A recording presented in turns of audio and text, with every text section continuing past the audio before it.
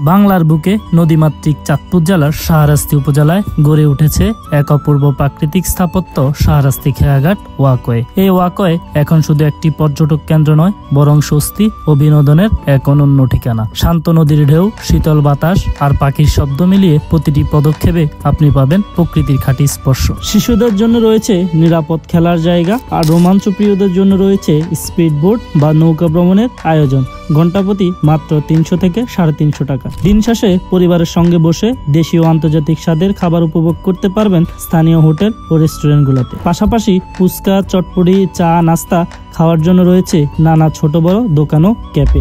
যেভাবে যাবেন কুমিল্লা চাঁদপুর মহাসড়কের দোয়াবাঙ্গা বাজারে নেমে জনপ্রতি মাত্র 50 টাকা সিএনজি করে পৌঁছে যাবেন এই স্বপ্নময় স্থানে। একসময় যেটি পরিচিত ছিল গন্ধপুর ব্রিজ নামে, আর সেটা পরিচিত চাঁদপুর জেলার সাংস্কৃতিক ও প্রাকৃতিক ঐতিহ্যের প্রতীক শাহরাস্তি ওয়াকওয়ে নামে। যদি আপনি প্রকৃতির কোলে কিছু সময় হারিয়ে যেতে চান, এই স্থান হতে পারে আপনার পরবর্তী গন্তব্য।